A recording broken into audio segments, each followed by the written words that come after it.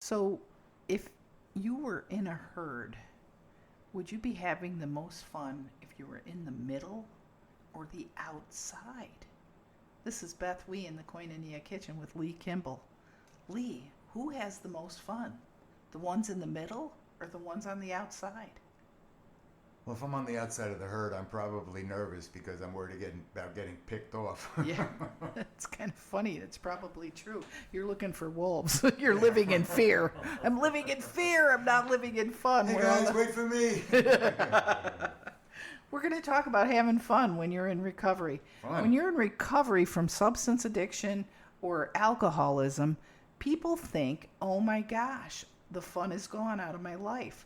How will I ever have fun again? How will I ever go to a wedding again? Will I ever be able to be of good cheer? And inevitably, and one of the funny parts of that is those people, once in recovery, realize the fun had been gone a long time ago. Yeah, the fun is just starting. Yeah, when you're in a 12-step recovery movement, whichever one you're in, the fun is available. But how does that happen? And I think I got to tell you, it happens because of the psychic change and the spiritual awakening, and all of a sudden you realize that life is really fun. You know, when people that are using drugs or drinking alcoholically, when they're blocking out life, they've lost the wonderful part of life as well as the bad. I know they're drinking to forget, but they're also not remembering the good stuff. If I numb myself, I'm numb to everything. Yeah, you don't get the good. You get only the bad. So if you're unnumb, yes, you're going to take a hit here or there with emotions, but you'll learn how to deal with those, and you'll have a toolkit to help you get through the tough times, the trials, the tribulations. But the fun times, they're on. They are totally on. And you're going to learn one of the keys is you hear one day at a time. Well, that develops into now. Yeah. You know, it's one day. If I can stay away from a drink, if I can stay away from a drug for one day, but then it's this moment. In this moment, I'm not doing that. Well, it's funny that the prayer that they use in a lot of 12-step groups is called the Serenity Prayer. Mm-hmm. And the first 3 lines, most everybody knows. But then it goes on from there. God grant me the serenity to accept the things I cannot change, courage to change the things I can, and the wisdom to know the difference. You ready, Lee? Living one day at a time, enjoying one moment at a time. Okay, and the thing with moments is, I love that my wife says she's never had a bad day. She's had bad moments. Right. But it's not, it's sitting here, right? I got stuff going on in my life. Okay, Yeah. I've got some pretty crazy stuff going on in my life. Sitting here in this moment with you, with Noah, speaking with you guys, this is a wonderful moment. All is well. All is well. Right. And if you move into the next moment and it's not, it will pass. Yeah. It will pass. And I'm having fun. Yes. Well, I think that one of the reasons fun happens in recovery is because, you know, you hear the pop. Everybody hears the pop. Oh, their head coming out of their butt? Yeah, that's right. That's the pop. And all of a sudden they see other people in the world with whom they can coexist. And not just coexist, they can have friendships that do, you know, you might have friends that you play pickleball with or golf with or shoot hoops with. Or you might have completely different friends that you listen to music with or exchange books with or go to coffee. Yeah, or just talk with. It's funny how friendships develop around things you enjoy. You know, things you enjoy. If you're living some healthy lifestyle and you want to have some wonderful, good for you shake every morning, chances are good you'll get to know the people at the store that sells the shakes. And you'll be talking to those people in the crowd because you've had that psychic change. Your mind is open. You're alert and intent on having a good moment. There was a point in my life, Beth, where I joined a group of people because I was bottoming out with some stuff in my life. And I really couldn't see any brightness. There was no sunshine. There was no fun. Right. And this group of people, number one, I became part of that pack. Right. I became part, but they would have picnics and they would do camping trips. And what I found out was, in spite of some of the realities of my life, I could have fun. It was like a whatever they call that thing. Psychic change? Well, yeah, it was a psychic change, like an epiphany. Yeah. Well, I think that one of the best times in the life of people in recovery is when they get their creative juju back. Because everybody that I talk to that started using drugs or alcohol at an early age, I'm going to say mean age between 10 and 15, there was something they were doing that they were good at. Maybe they were playing in the band at school and they played the flute. Maybe they were artistic and they were taking art classes at the middle school or the high school and they were talented. Maybe whatever it was, but they lost it.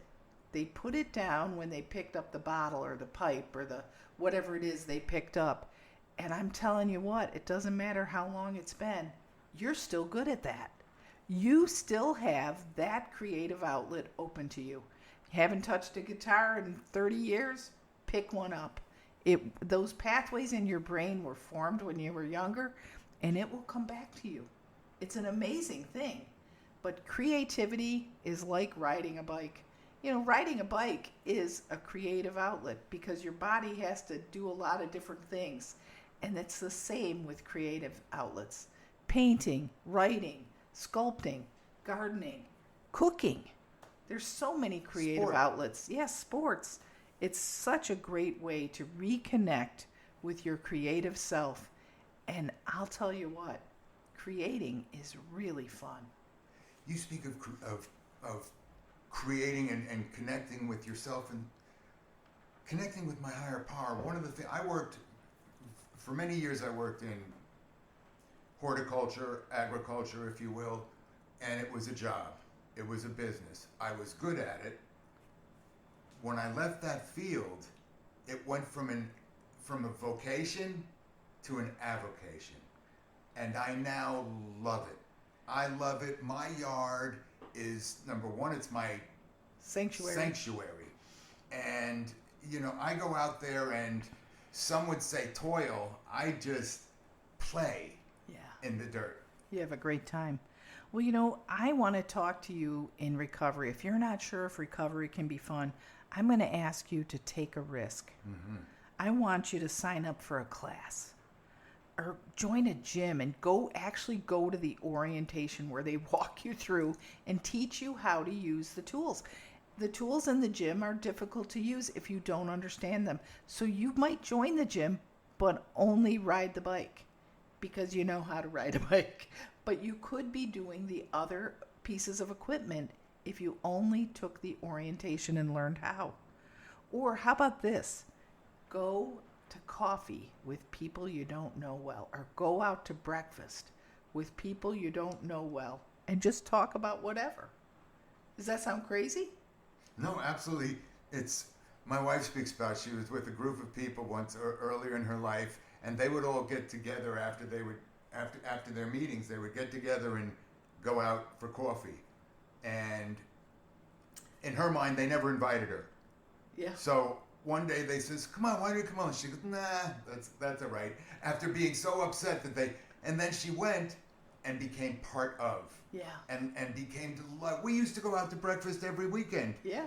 With a group of folks. Or when we were on the radio, we'd go to the same little every week little Asian restaurant, and the people there knew us. They expected us, and we didn't know the people that waited on us knew us and welcomed us, got to know our preferences, and made us feel belonging. I think feeling like you belong is fun. Yeah. It feels good to belong. How about this? Does your high school have a football team? Go to a game. I know it sounds crazy. You didn't go to that high school. Maybe I never lived here. Just go to a high school football game. If that's when you lost yourself to the drugs and alcohol, you will see what it was like, and you will have fun. You will have, and wear the right color. If your team wears red, wear a red shirt. I have a fellow that I work with. He joined a bowling league. There you go. Just the shoes alone are worth it. The shoes are always comfortable in the bowling alley. But see, where do you live? You know, I live in a little town, Vero Beach. We have a lot for people to do and see. Parks, gardens, historic sites. Go there. Be a tourist in your own town. Go there. I live on the ocean. You know, there were years that I didn't even see the ocean. Well, maybe not a whole year, but I mean, I didn't even see it because I had shut down. Mm-hmm. You know, and that's just open your eyes. Look at what's around you and enjoy it. How about a restaurant you would never eat at? Do you like Indian food, Lee? Do you like Indian food? Not a lot of experience with it. Ta-da! That's a perfect place for Lee to go. Go to an Indian restaurant and see if you like the food. How about this? Did you ever stop at a garage sale? Yeah. I gotta tell you, that can be really fun looking at somebody else's junk. You might find a treasure for yourself. Or I love the Habitat home store in our community. Habitat for Humanity and you can buy building materials, you can buy cups for your coffee, you can buy a table and chairs if you want. But it's just fun to go and walk around. You may find something you didn't know you couldn't live without. And funny thing, you can invite someone to do it with you. Yeah. Say, hey, I don't really know you. If it's someone you meet at a 12-step meeting, say, hey, I'm going to run up to the Habitat home store. You want to come with me? You know, I think they're having a sale this week. Whatever. I'm just saying, the fun is available. It's ripe for the picking. The fruit's hanging low. You don't even have to stretch to get a good one. Just try something new. And you don't have to spend money. No. Okay. No. At Christmas time, I love walking through the mall. Yeah. I can walk through a mall at Christmas time and not spend a dime.